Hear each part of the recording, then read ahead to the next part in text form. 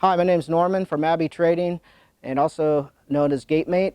Today I'm going to show you the installation of an adjustable gate frame. And we got two sizes here. We got the large one here. It's the one that'll go expand up to 7 feet. And we got the smaller adjustable gate frame, which is going to go to 54 inches. Expansion from 24 to 54. And this is the one we're going to focus on today. And this one will come along. They both install very similar, and we will get that as we move forward.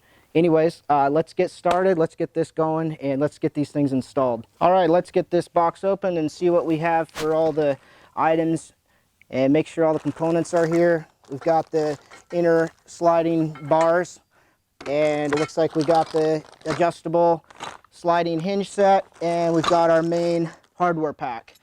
I'm going to take them apart, I'm going to rip them open, I'm going to put them all in a line, and I'll go over what each item is associated for and count them and make sure we have everything in this pack. So we got the J-bolts here, we got 4 of the large washers for the inside and the outside of the post, which I'll explain later. We've got the 2 lock washers for the outside of the post. We've got our auto latch or finger latch here, wide mouth. And then we've got screws, a few extra in here to attach it to the wood. And we've got the striker bar and 2 screws, and these will actually go through the metal gate frame. And then this attaches to it. And then we got 6 of the 3-inch leg screws, and we've got 4 of the 2.5-inch leg screws. We've got our gate stop and screw. Make sure you don't get them mixed up with the smaller one. It's a little bit bigger, the lock nut. And then we've got the adjustable hinge set, which come in a separate pack. And looks like we've got everything, and looks like we can get started now installing this gate frame. Okay, now we're going to take a measurement of the gate opening. We're going to take a look at about 37.5 inches, which is a perfect size for the smaller gate kit. Now the next measurement we're going to do is we're going to measure the actual fence. We're going to go from the bottom rail to the top rail, just 63 inches, just under, and we're going to find the center of that on the outside of this post here. So we're just going to make some marks here. I'm going to find the center. We're going to mark it here. 1. Double check it. I always like to double check to make sure I got my numbers right, which we do. 31. Now we're going to go from the center mark here. We're going to go down 17.5 inches, and we're going to make a mark. And then we're going to go from that center point up 17.5 inches, which of course totals 35 inches. Double check. Perfect, 35 inches. And those are going to be our drill points for our J-bolts for the hinge set. Okay, now that we've got our measurements from top to bottom where we need them, we just need to measure them from the outside in.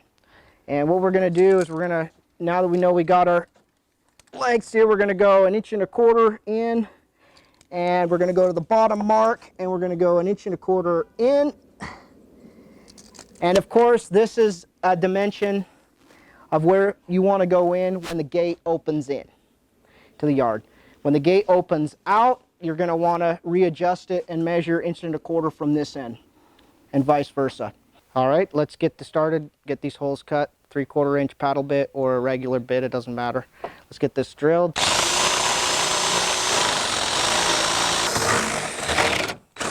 There we go. Okay, now we got the J-bolt here out of the box that we had sorted everything out.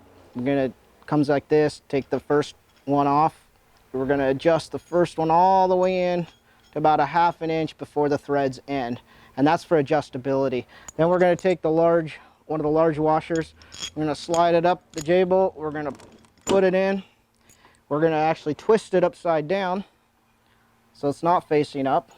Then we're gonna take, we got the lock washer for the back and the big washer for the inside.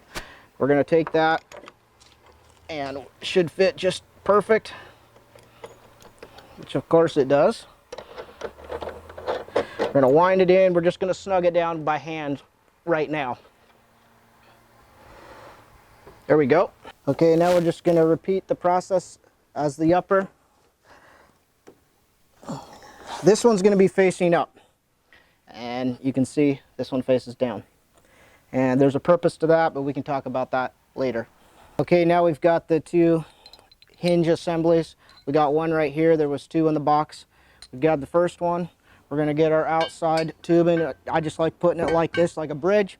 We're going to take it, we're just going to slide it simply over the top. You're going to see two holes. There's going to be one closer to the top of this, and then it's going to be the inside hole. You're going to want to tighten it down, not over tighten. We're going to put the lock washer, nut washer, on the outside of the gate frame, and I'll explain why we did it this way. And you'll see in a little bit why I did it this way. We're going to slide it through. We're going to tighten it down. We're not going to over tighten it. We can do that later. And then we're going to repeat the same with the other hinge. We're going to repeat it to the opposite end. We're going to have to slide it over the top. So now we have the hinges loosely mounted on the frame. We're going to take the frame, we're going to flip it upside down, and we're going to find the center of the frame and make a mark with a pencil. Find the overall inside dimension of 45.5 inches. So the center of that is going to be close to, is it 22 3/4? Make a mark. Double check that my dimensions are correct, and it got it right at 22 3/4. So that's your center point of your frame. Now what we're going to do, because these are not snug, they're not tight yet, and the reason for that is we're going to take we're going to line this thing up. We're going to go to that mark that we previously marked on the post, and we're going to line it up with the mark that we marked on. We're going to line that up. Looks like this guy needs to go down, so we're going to loosen this, and it slides down into place as your hand is holding it to where we need it centered. Now flip it over, tighten it down. Now we're going to loosen this top hinge just a little bit so it slides up nicely into the J-bolt. So it looks like that. You could put it up tight as you want. I'm going to tighten it down. There you have it. Important note to make on this hinge setup: make sure your lock nuts are on the opposite side of your finished fence boards. So now we're going to grab our inner tube. It's going to have a center hole. It's very critical to know about this hole. We'll explain later. We're going to put this tube on the inside, and we're going to put it right to the end so it hits. We're going to get the other one. We're going to do the same thing. Make sure the hole is up and down.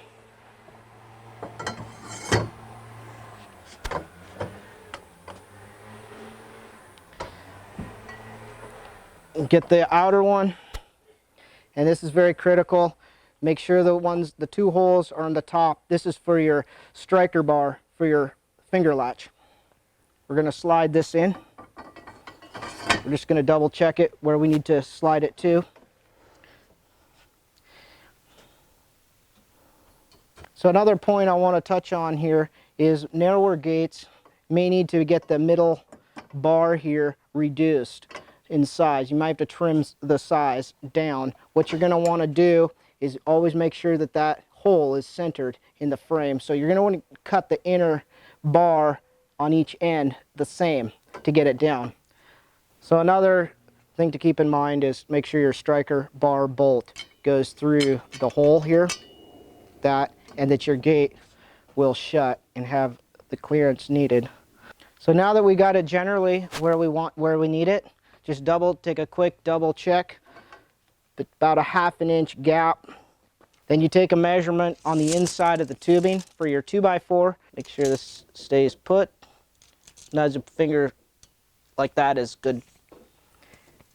So we got 32 3/4. Now that we've got our 2x4 cut, I've got a small 45-degree angle here. And why I put that angle on there is we've got a bubble weld here which adds to the strength of your gate frame, and it just makes it clear. It fits snugly. Now we're gonna put it in. We're gonna pull it. Just always double check with your finger. Make sure you got it the right length. Pull your 2x4 down and cut the exact same one. And sometimes I use this as my guide to cut your second one with the same small 45-degree cut here and here. So now we've got this. I've got the clamp here. I'm doing it by myself, so it makes sense to get a clamp. Tighten it so you can have it where you want it. Make sure, very important step here is to make sure on the inside of the gate you have it flush. So the 2x4 is actually sticking out into the outside of the gate where your finish boards go against. And I'll explain why we're doing it that way in a little later. So here we go. I like to pre-drill the end grain. It's very important.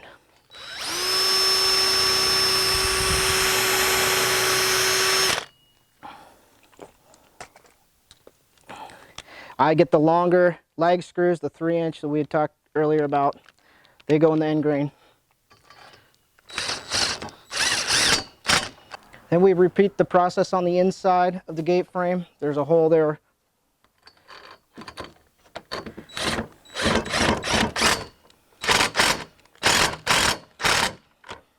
Snug it down so it pulls the frames together. What I like to do is I take the clamp off here.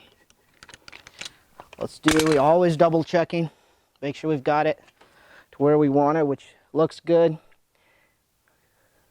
Everything's snug. Now, there's a hole we talked earlier in the middle inner tube that we're going to put another lag screw in. And we're going to put the longer leg screw in through the top of this inner tube. Always make sure that the tube doesn't slide over and go through the hole that we talked about earlier that the striker bar bolt needs to fit through. Make it tight. Make sure that the inside is flush. 2x4, just make note, sticks out about 1/4 inch from the frame. So now we're going to repeat the process on the lower 2x4. Now that we've got our 2x4s installed on the gate and everything's secure, we're going to double check on the edge of this. We're going to have a same reveal from the top to the bottom. That's what we're trying to go for. Of course, you're not going to want to always use a level because there's not much. These things can twist and bow. They're not always exact. So just get a visual. Looks like we need to go up a little bit. So you take your wrench. I'm going to loosen this first.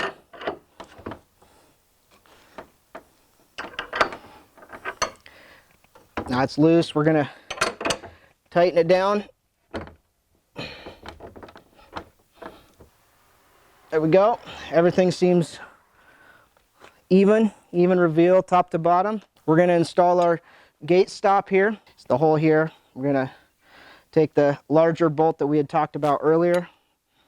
There's only one of them. I like to use a crescent wrench just to hold the inside so it doesn't spin within itself. Make sure it's good. Now we're going to go and install our striker bar and latch.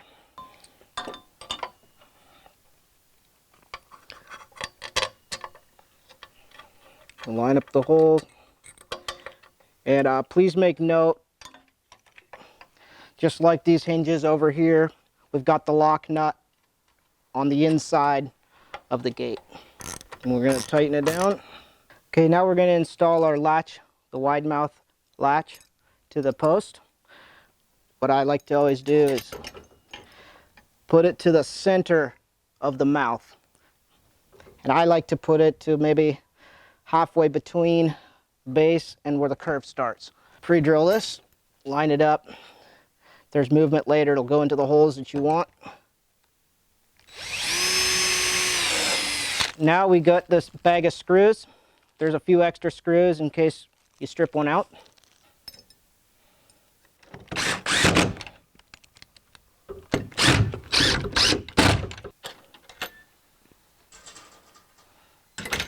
Now that we've got our latch installed, come to the outside of the gate. Latch it shut. Now this is where couple little tricks of the trade I like to show everybody. What we're going to do here, now remember this is the side of the 2x4 with an extra 1/4 of an inch sticking out beyond the frame on this side. And what that allows that to do is it allows it to keep away from the bolts that are protruding on this side, as well as keeping it away from the actual metal frame. And why we do that is the tannins in the cedars can react to any kind of metal. So we like to keep the cedar away from the wood for any bleeding and any corrosion. So now we got the finger gap here. Line it up even with the edge of the metal. Get your first in only into the 2x4. Don't go beyond, or else you'll hit the metal tubing. Line this one up. So now we're going to take another full board. Make sure it's not a cut one. We're going to go to the hinge side, you can see, and we're going to get the exact same gap that we have on the latch side. So we're going to take it, we're going to line it up. I'm going to do a finger gap. Line it up to the post so they're the same distance away from the top of the post. And again, only go into the wood. You don't want to go too far over, so you're going to miss the wood on this inner. It's very important that you don't want to catch that. Finger gap. And we're going to, so what we're going to do is get the nicest boards, the least amount of knots in them. And we're just going to go from back and forth, back and forth. Line it up here. Go from this end.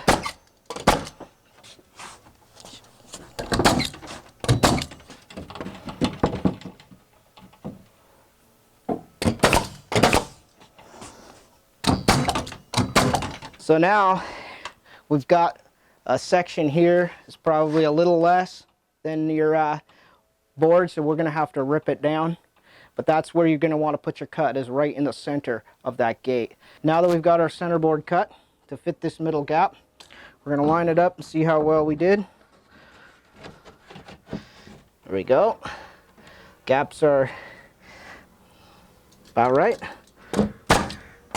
Line those up, so that's good. Go to the bottom, tap it in. There you have it. Thank you for watching this video, and hope it helped you for the installation of our adjustable gate frames. If you have any more questions or concerns, you can go to www.abbeytrading.com for more information. And have a wonderful day, and thank you very much for watching.